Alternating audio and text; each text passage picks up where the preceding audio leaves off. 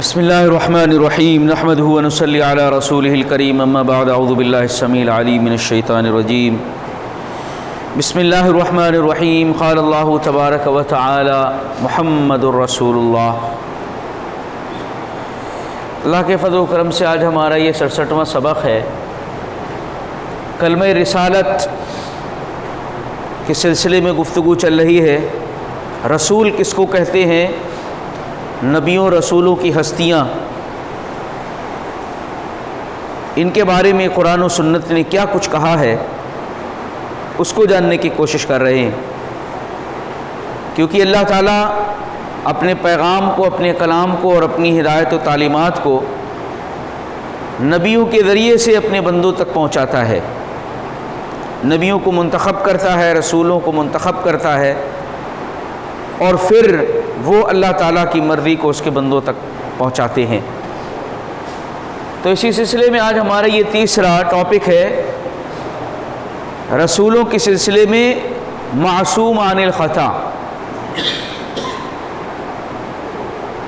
اس لفظ سے ہم کیا سمجھتے ہیں، اور اس سلسلے میں بھی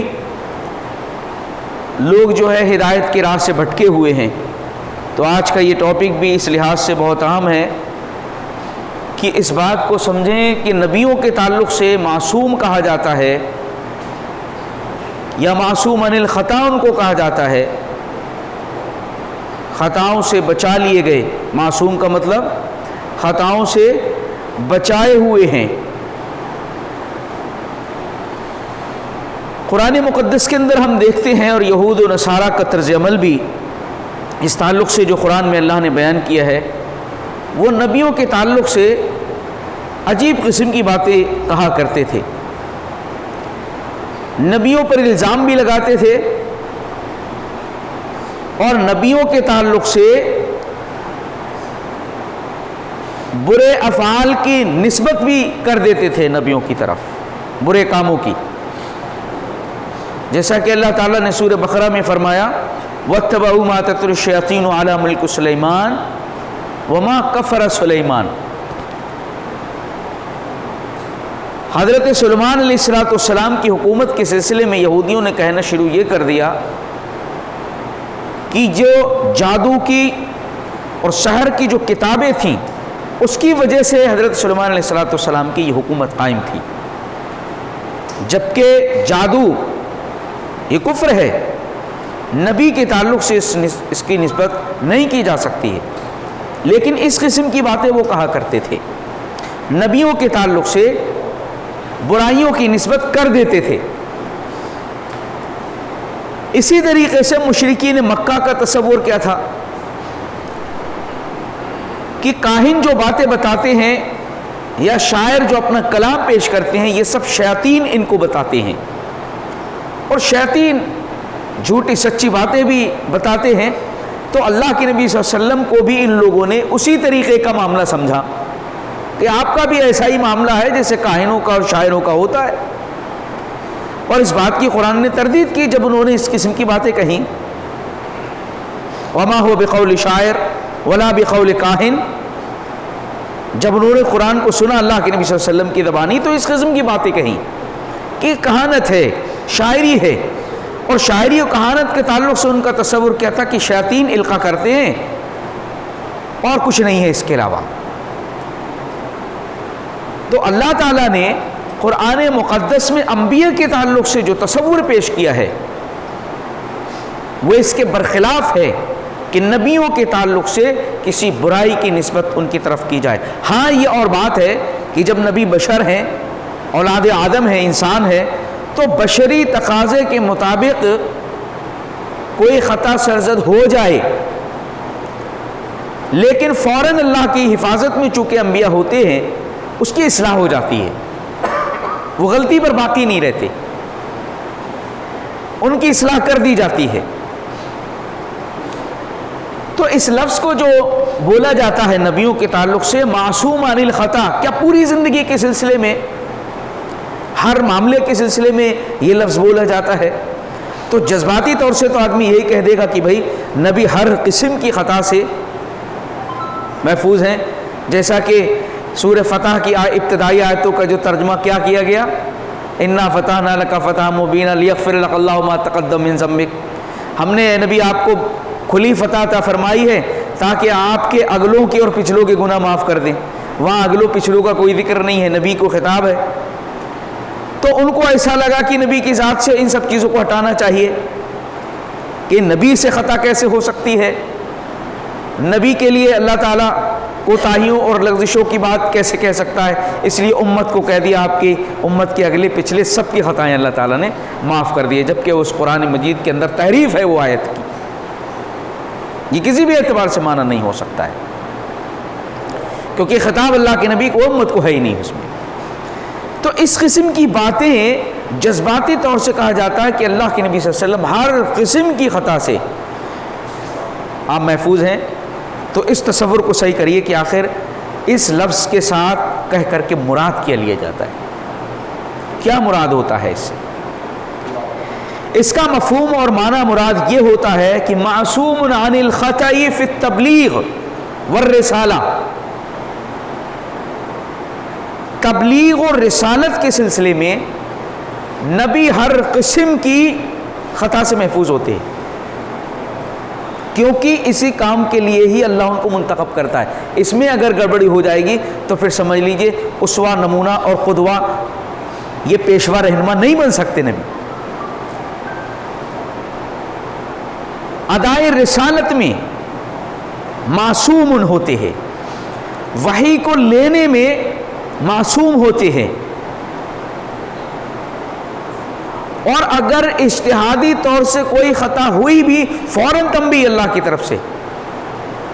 قرآن میں اس کی مثالیں موجود ہیں، قرآن مقدس میں اس کی مثالیں موجود ہیں کہ فوراً تنبیہ کی گئی، کیونکہ اللہ تعالیٰ نے نبیوں کے منصب کو جو ذکر کیا ہے وہ منصب کیا ہے؟ بلغ ما انزل الیک من ربک، آپ کے رب کی جانب سے جو کچھ بھی دیا جا رہا ہے اس کو پہنچا دیجئے۔ وَإِن لَّمْ تَفْعَلْ فَمَا بَلَّغْتَ رِسَالَتَهُ، اگر آپ نے ایسا نہیں کیا تو رسالت کا حق ادا نہیں کیا۔ اللہ نے جو کلام آپ کو دیا ہے، جو پیغام دیا ہے، رسول اگر اس کے اندر کوتاہی کر جائیں تو اللہ کا فرمان یہ ہے کہ انہوں نے رسالت کا حق ادا نہیں کیا۔ اور پھر آگے اللہ کیا فرما رہا ہے؟ وَاللَّهُ يَعْصِمُكَ مِنَ النَّاسِ، اللہ تعالیٰ لوگوں سے آپ کی حفاظت کرے گا، بچائے گا لوگوں سے، کیونکہ اسی منصب کے لیے تو اللہ نے آپ کو بھیجا، مبعوث کیا ہے، اور اس تعلق سے کسی بھی قسم کی کوتاہی اس کو باقی نہیں رہنے دیا جاتا۔ اور یہی وجہ ہے کہ نبی کی، رسول کی اطاعت کو خود اللہ اپنی اطاعت قرار دیتا۔ کیسے قرار دے گا؟ اگر وہ غلطی سے محفوظ نہیں ہوگا تو کیسے قرار دے گا اللہ؟ من یطع الرسول فقد اطاع اللہ، جس نے رسول کی اطاعت کی اس نے گویا اللہ کی اطاعت کی۔ اتنی بڑی بات رب کیوں فرما دے گا؟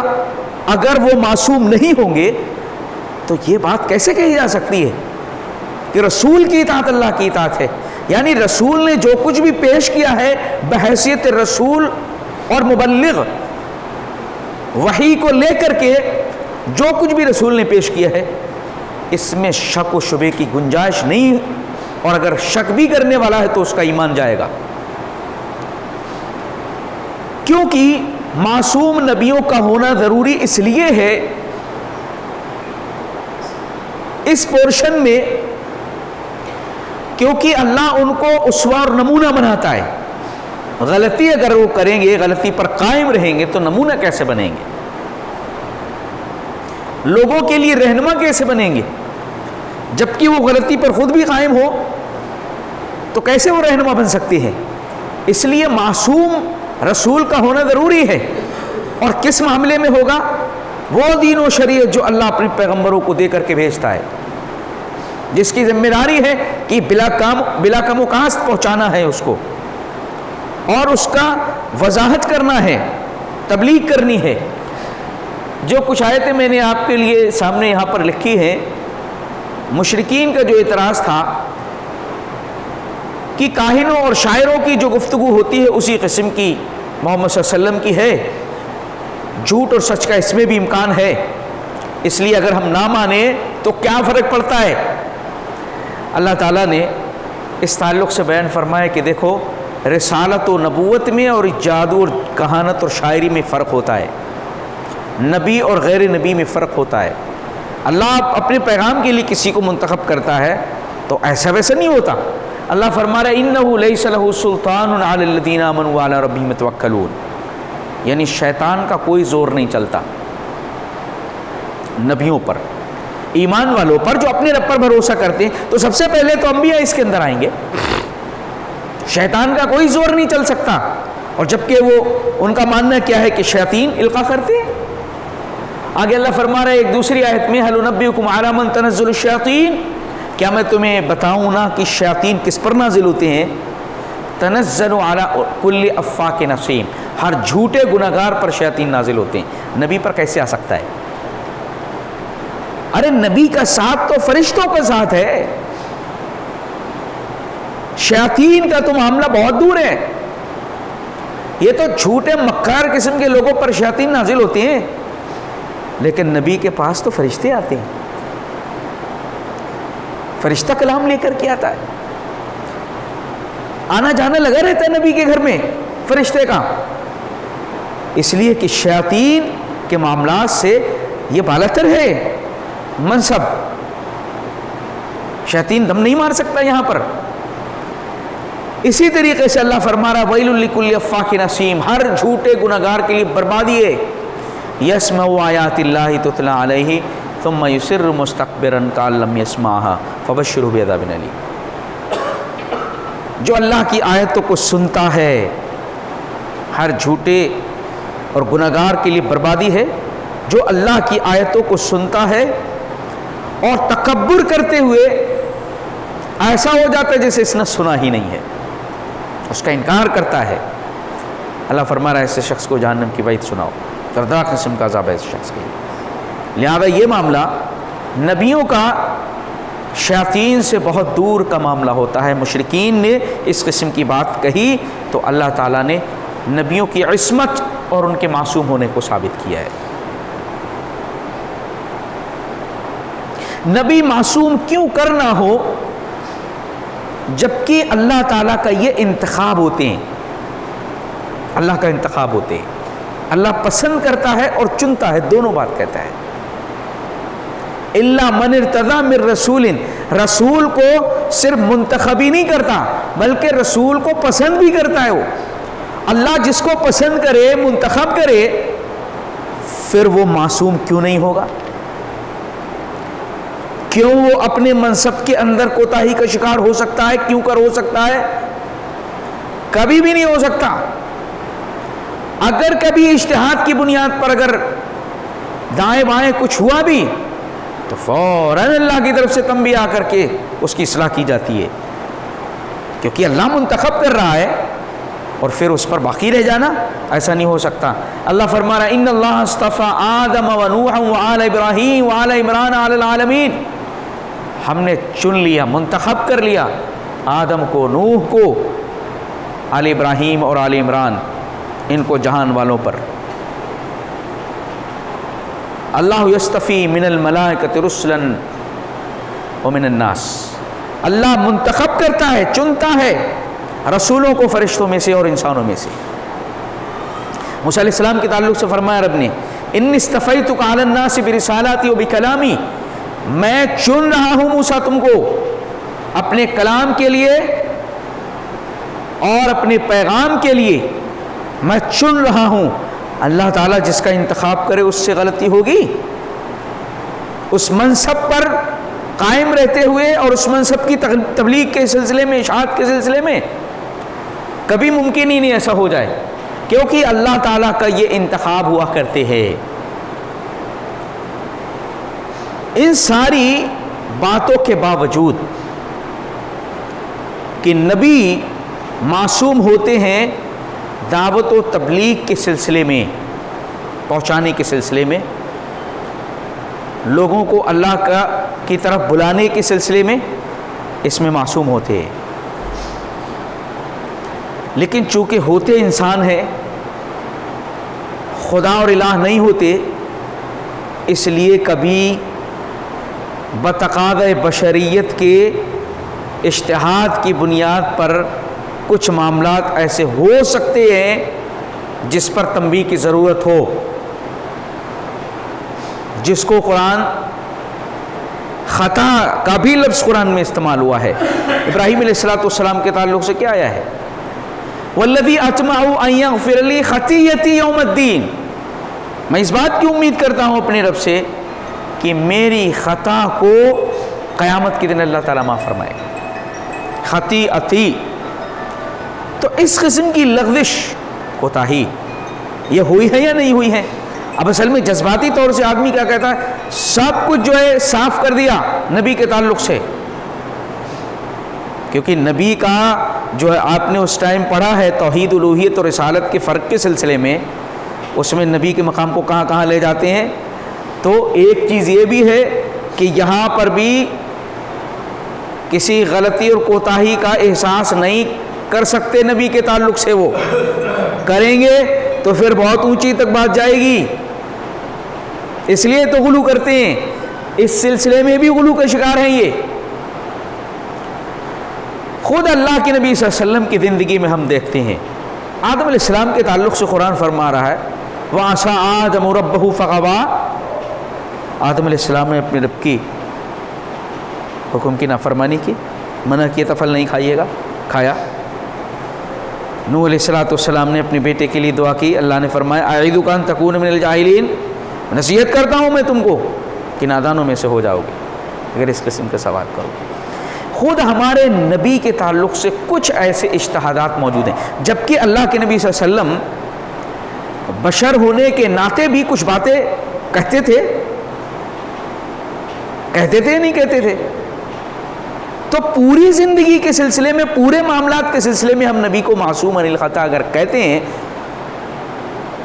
تو دلائل ساتھ نہیں دیتے ہیں۔ بات جذباتی ہے نبی کے تعلق سے، لیکن دلائل جو ہے اس کے خلاف جاتے ہیں، اس لیے آپ کو دلائل کی روشنی میں ایک تصور قائم کرنا ہے۔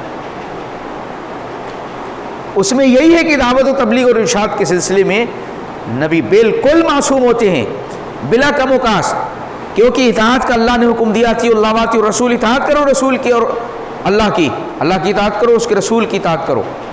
اگر اللہ کی محبت چاہتے ہو فاتبعونی، تو نبی کی اتباع کرو۔ تو ایسے کسی کام میں اللہ اتباع اور اطاعت کی بات نہیں فرما سکتا جس میں غلطی کوتاہی کا امکان ہو، نہیں ہو سکتا کبھی۔ اللہ کے نبی صلی اللہ علیہ وسلم کی زندگی میں آپ دیکھیں، غزوہ بدر کے تعلق سے قرآن مجید میں اللہ تعالیٰ نے اس بات کو بیان کیا ہے کہ ما کان للنبی ان یکون لہ اسریٰ حتی یثخن فی الارض، اللہ کے نبی صلی اللہ علیہ وسلم نے مشورہ لیا صحابہ سے کہ جو غزوہ بدر کے قیدی ہیں ان کے سلسلے میں کیا کیا جائے۔ حضرت ابوبکر رضی اللہ تعالیٰ عنہ، حضرت عمر رضی اللہ تعالیٰ عنہ، ان دونوں کی رائے مختلف ہیں۔ حضرت عمر کہتے ہیں اللہ کے نبی جتنے بھی یہ لوگ ہیں نا قیدی، ان کے رشتہ داروں کو دے دیجئے جو مسلمان ہیں، اور ان کی گردنوں کو سب کو اڑوا دیجئے، میرے جو رشتہ دار ہیں مجھے دیجئے، میں کرتا ہوں کام، جس کا جو رشتہ دار ہے اس کو دے دیجئے اللہ کے نبی۔ حضرت ابوبکر رضی اللہ عنہ کا اللہ کے نبی تو اپنے ہی رشتہ دار ہیں، خاندان کے ہیں سب، ایسا کریے فدیہ لے کر کے چھوڑ دیجئے، فدیہ لے کر کے چھوڑ دیا۔ بعد میں اللہ کی طرف سے تنبیہ ہو رہی ہے نبی کے لیے مناسب نہیں ہے کہ فدیہ لے لیا جائے جب تک کہ زمین کو پاک نہ کیا جائے ان لوگوں سے جو اسلام کے خلاف دشمنی پیدا کریں، آج بھی اور آگے بھی ان کو جو ہے ختم کرنا تھا۔ اگر اللہ کے یہاں پر پہلے سے اس چیز کو نہ لکھ دیا گیا ہوتا کہ حلال ہے مال غنیمت یا فدیہ، تو پھر عذاب پہنچتا۔ لولا کتاب من اللہ سبق لمسکم فیما اخذتم عذاب عظیم، جو کچھ لیا اس پر تنبیہ کی گئی، فوراً تنبیہ کی گئی، اس کو باقی چھوڑا نہیں گیا، اس کو باقی نہیں چھوڑا گیا، فوراً تنبیہ کی گئی اللہ کی طرف سے۔ حضرت عبداللہ ابن ام مکتوم رضی اللہ تعالیٰ عنہ، نابینا صحابی، اللہ کے نبی صلی اللہ علیہ وسلم کی خدمت میں پہنچے دین کو سیکھنے کے لیے، سمجھنے کے لیے۔ آپ کو قریش کے بڑے بڑے سرداروں کو تبلیغ کر رہے تھے۔ اللہ کے نبی صلی اللہ علیہ وسلم کے چہرے پر جو ناگواری کا اظہار ہوا ہے، قرآن نے اس کو الفاظ میں بیان کر دیا، عبس وتولی ان جاءہ الاعمی وما یدریک لعلہ یزکیٰ۔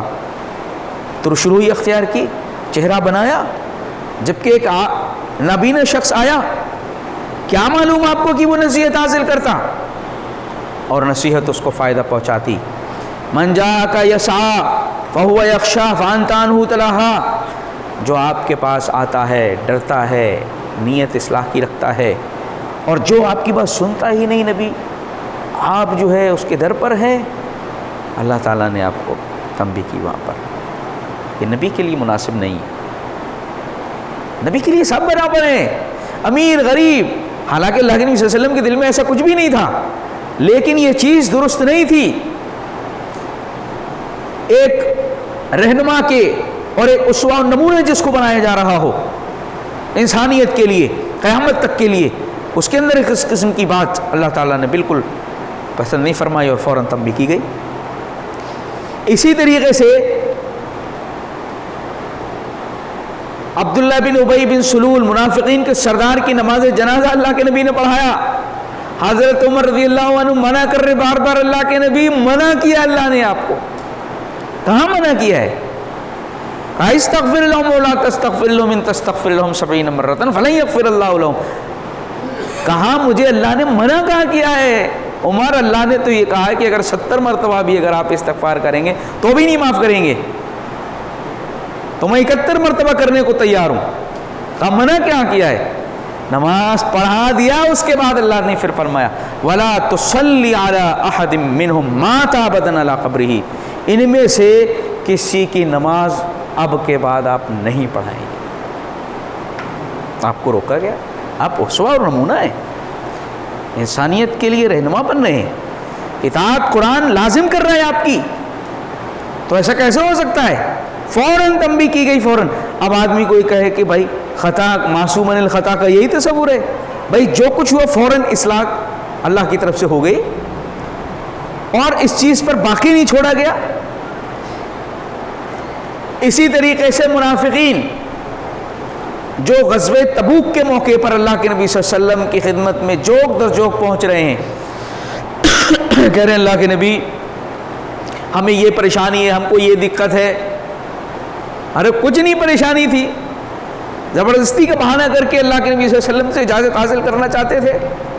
اللہ اپنے نبی سے فرما رہا ہے عفا اللہ عنک لما اذنت لہم حتی یتبین لک الذین صدقوا وتعلم الکاذبین، اللہ تعالیٰ نے آپ کو معاف فرما دیا، جو آپ نے اجازتیں دے دی نا اس پر اللہ تعالیٰ نے آپ کو معاف فرما دیا۔ ارے کیوں نہیں آپ نے اس بات کو جانا اور چیک کیا کہ ان میں سے سچا اور جھوٹا پتہ چل جاتا؟ آپ نے ایسا کیوں نہیں کیا؟ وَتَعْلَمَ الْكَاذِبِينَ، صحیح کون ہے واقعی میں؟ اللہ کے نبی صلی اللہ علیہ وسلم اپنے اخلاق و کردار کے اعتبار سے کتنے رحیم و شفیق، قرآن رحمۃ للعالمین کہہ رہا ہے، لوگ آ رہے ہیں آپ نے کہہ دیا، قرآن کہہ رہا ہے کہ یہ سب جھوٹ، آپ سے اجازت لے کے پہنچے ہوئے، اللہ تعالیٰ نے پہلے ہی کہہ دیا کہ ہم نے آپ کو معاف کر دیا۔ اس کا مطلب یہ ہے کہ یہ ایک ایسا پہلو تھا، اس کے علاوہ ہونا چاہیے تھا جو پہلو اختیار کیا گیا۔ تو یہ اس قسم کے واقعے قرآن میں موجود ہیں، اور خود ایک شہد کے سلسلے میں یا ایھا النبی لم تحرم ما احل اللہ لک، نبی آپ اس چیز کو حرام کیوں قرار دیتے ہیں جس کو اللہ نے حلال قرار دیا ہے، اپنی بیویوں کی خوشنودی چاہتے ہوئے۔ 5 یہ مثالیں میں نے آپ کے سامنے صرف بطور مثال رکھی ہے۔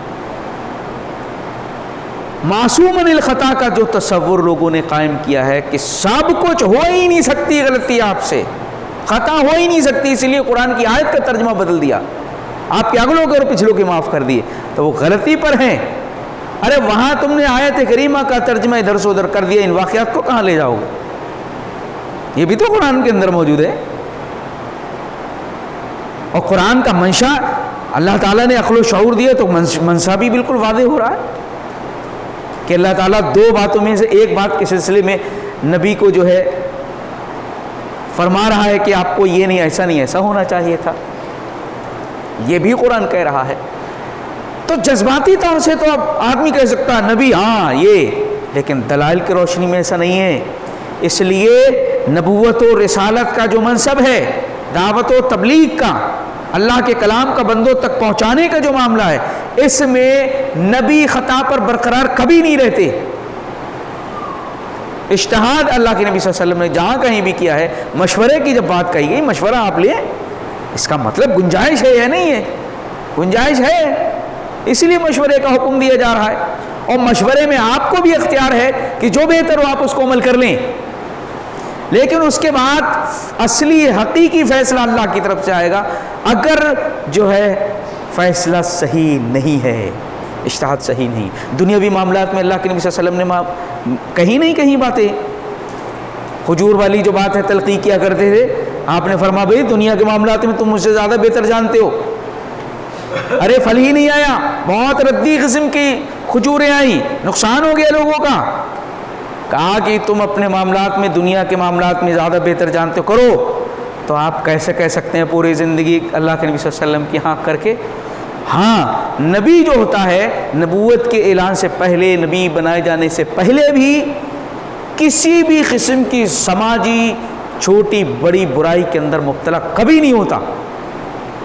یہ تو پہلے اللہ حفاظت فرماتا. لیکن جو آگے آنے والی زندگیاں ہیں اس میں بشر اور انسان ہونے کے ناطے کے تقاضے کے تحت، کیونکہ غلطی تو صرف اللہ رب العالمین سے، اسی سے نہیں ہوتی نا، باقی تو ہر ایک جگہ امکان موجود ہے، امکان موجود ہے.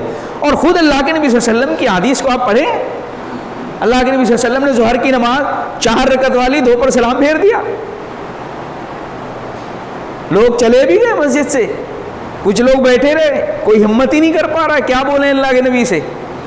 ایک صحابی ہمت کر کے بولتے ہیں قصرت الصلاۃ ام نسیت یا رسول اللہ، اللہ کے نبی کہ نماز کم ہو گئی ہے، آپ بھول گئے. کہا نہیں، ہم کچھ نہیں ہوا ہے، بھولے نہیں ہے، نہیں نماز کم نہیں ہوئی ہے، اور اگر نماز کم ہوئی ہوتی تو بتا دیتے. کہا اللہ کے نبی ایسا ایسا ہے. آپ نے کہا کہ صحیح کہتے ہیں یہ ذوالیدین؟ کہا ہاں. اللہ کے نبی نے 2 رکعت نماز پڑھایا. تو خطا کوتاہی کس کو کہتے ہیں؟ آپ ڈکشنری میں کس کا نام ہے کہ اللہ کے نبی صلی اللہ علیہ وسلم سے خطا جان بوجھ کر کے آپ نے 2 رکعت نماز پڑھایا، 2 پر سلام پھیر دیا، 4 پر پھیرنا تھا؟ اس کا مطلب خطا ہو رہی ہے، نسیان ہو رہی ہے. بشری تقاضے جو ہیں، جو بھی بشر کے ساتھ ہیں وہ نبیوں کے ساتھ بھی ہیں، لیکن انبیاء کے ساتھ اللہ کا خاص معاملہ ہوتا ہے. یہاں پر وہ معصوم ہوتے ہیں. نبوت اور رسالت کی سلسلے میں ایک ذرہ برابر بھی ادھر سے ادھر نہیں ہے. ورنہ قرآن نبی کی اتباع کو اپنی اتباع اللہ تعالیٰ کبھی نہیں کہتا اور رسوا کی بات نہیں کرتا. اس لیے نبوت اور رسالت کا جو معاملہ اللہ تعالیٰ نے آپ کو دیا وہ بالکل اللہ کی منشا اور مرضی کے مطابق آپ نے کام کیا ہے. اور جہاں کہیں اجتہاد کی بنیاد پر کچھ ہوا فوراً تنبیہ کر دی گئی. 5 مسائل میں نے آپ کے سامنے رکھے، فوراً تنبیہ اللہ کی طرف سے آئی اور وہ بات بالکل ختم کر دی گئی. معصوم عن الخطا کا یہی مطلب ہوتا ہے کہ نبی غلطی پر برقرار نہیں رہتا، فوراً اصلاح ہو جاتی ہے. باقی لوگوں کا معاملہ ایسا نہیں ہے، فوراً اصلاح نہیں ہوتی، وہ تو لکھ بھی جاتی ہے، اللہ معاف بھی کرتا کبھی، اور کبھی جا کر کے آپ کا قیامت میں حساب بھی ہونا ہے. تو لہٰذا یہ ایک اہم ٹاپک ہے معصوم عن الخطا کا. معصوم کا ہمارا عقیدہ وہی ہے جو سلف صالحین کا ہے، صحابہ کا اور قرآن و سنت میں جو نبی کے معصوم اور عصمت کے تعلق سے بیان کیا گیا ہے وہ ہے محض جذباتی نہیں ہے، بلکہ وہ ہے جس کو قرآن و سنت کے دلائل کی روشنی میں اللہ اور اس کے رسول نے واضح کیا ہے. اللہ رب العالمین علیہ کی عمل کی توفیق.